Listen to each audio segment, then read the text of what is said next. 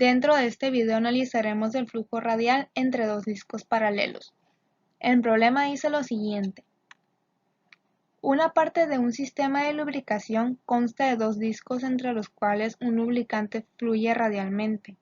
El flujo se lleva a cabo debido a una diferencia de presión modificada, P1 menos P2, entre los radios interior y exterior, R1 y R2 respectivamente. La figura de nuestro problema es la siguiente, en la cual podemos analizar que la entrada del fluido es por la parte superior y las flechas se definen como el flujo radial hacia afuera entre los discos a estudiar. Los radios, como podemos ver, el radio 1 es aquel que está dentro de lo que es el tubo de entrada del fluido y el radio 2 que es el radio exterior de lo que es nuestro disco a estudiar.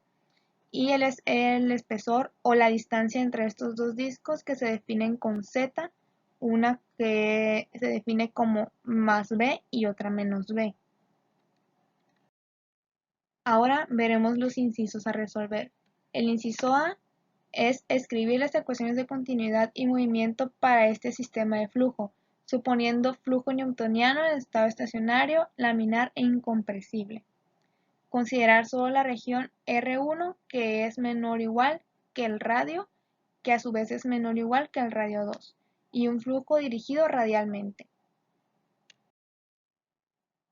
El inciso B nos dice que demostraremos la ecuación de continuidad que permite simplificar la ecuación de movimiento para obtener la expresión siguiente, donde phi sería igual al radio por la velocidad en r, que es solo una función de z.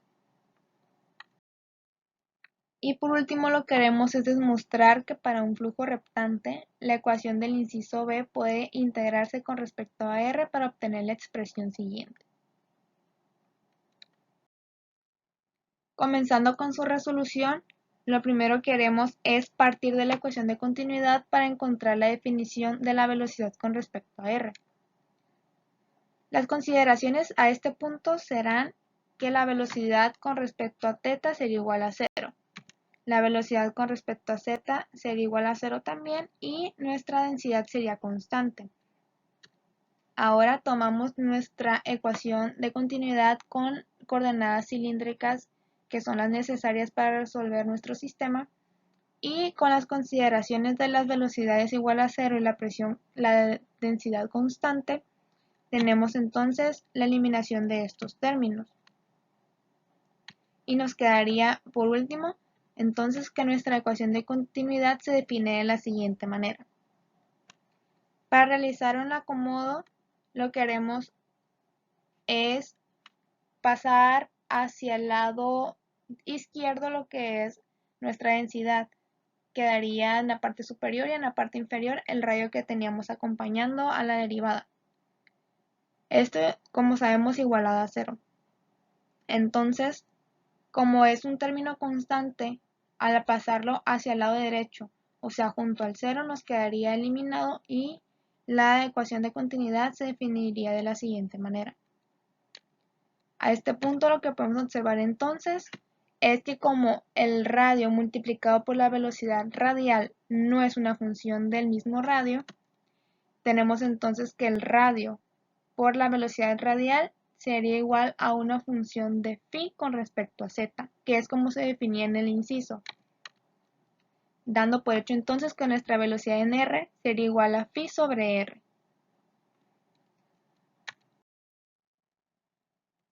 Ahora lo que haremos es definir la ecuación de movimiento para un fluido newtoniano. Partimos entonces de esta ecuación en coordenadas cilíndricas. Comenzamos con el análisis en la coordenada θ. Principalmente en este punto vemos que el término del lado izquierdo se eliminaría, dado que nuestra densidad es constante. Por su parte, el último término también se eliminaría, dado a que la viscosidad dinámica depende de lo que es la misma densidad y por lo tanto sería 0 en esta parte.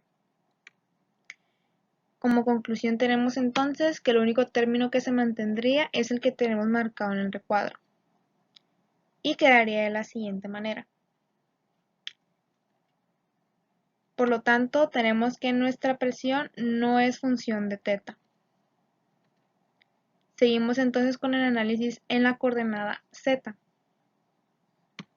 A este punto comenzamos entonces eliminando todo el término del lado izquierdo y el término último del lado derecho. Por lo tanto, lo único que mantendríamos es lo que marcamos en el recuadro y se acomodaría de la siguiente manera. Por lo tanto, a este punto tenemos entonces que la presión no depende de lo que es la coordenada z. Entonces, podemos concluir que la presión solamente es función de lo que es la coordenada r. Partimos entonces con el último análisis. Esta es de la coordenada r. Y tenemos entonces que el primer término de lo que es la derivada de la velocidad con respecto a r se eliminaría, al igual que el otro que tiene el mismo diferencial. Y por último el que depende de lo que es la velocidad de z. Entonces del término del lado izquierdo solo se mantendría lo que obtenemos en el recuadro. Seguimos entonces con el análisis y el primer término en eliminarse es el primero encontrado en el corchete, seguido del segundo dentro de él y el último. Entonces tenemos que el único término que mantendríamos de lo que es la parte derecha de nuestra ecuación es el otro encontrado en el recuadro. Y lo que es la segunda derivada con respecto a la velocidad de r con respecto al diferencial de z al cuadrado.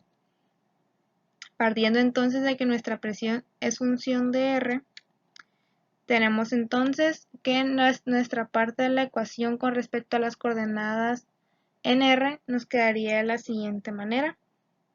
A este punto solo queda sustituir la definición que obtuvimos anteriormente, que era que la velocidad de r era igual a pi sobre r.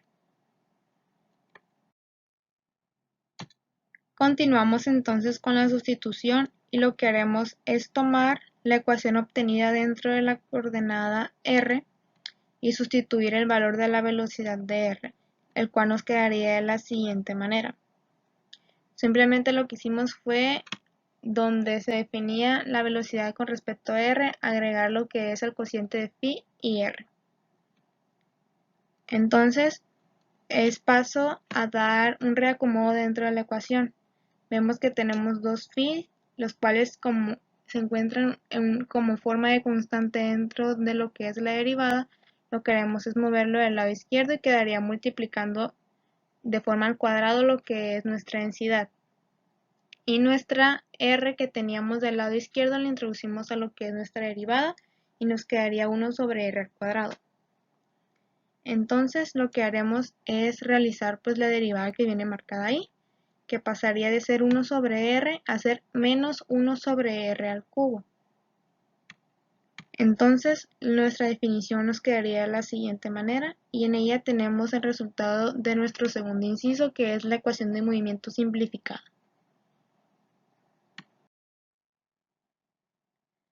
Para continuar con la resolución, lo que haremos es partir de lo que es la ecuación de Navier-Stokes, la cual se define de la siguiente manera y tiene diferentes significados cada una de las partes que las componen. La primera parte vemos que es de forma dinámica, la segunda de forma convectiva y el cuarto término que es difusivo. A este punto hay que mencionar una consideración. Como el flujo se considera reptante, o sea, un flujo a baja velocidad, tenemos por lo tanto que se puede despreciar el término convectivo. Entonces, tomamos la ecuación que obtuvimos dentro de lo que es el inciso B y eliminamos nuestro primer término, que es el que se define como el término convectivo, y pasaría nuestra ecuación de movimiento a ser de la siguiente forma. Ahora, como vemos que tenemos dos derivadas, una de primer grado y una de segundo grado en cada término de la igualdad, lo que haremos es definirla dentro de dos funciones. La función f, que depende de r, y nuestra función g, que depende de z. Nos guiamos de qué variable depender con respecto al diferencial que tenemos debajo de la derivada. Ahora lo que haremos es aplicar límites para poder resolver la ecuación y así realizar una integral para obtener su resultado. Recordando entonces la ecuación anteriormente dividida en dos funciones, dentro de la función f que depende de r del lado izquierdo y la función g que depende de z del lado derecho, lo que haremos para resolverla es igualarla a una constante, en este caso una constante a. Entonces los límites que aplicaremos serán los siguientes.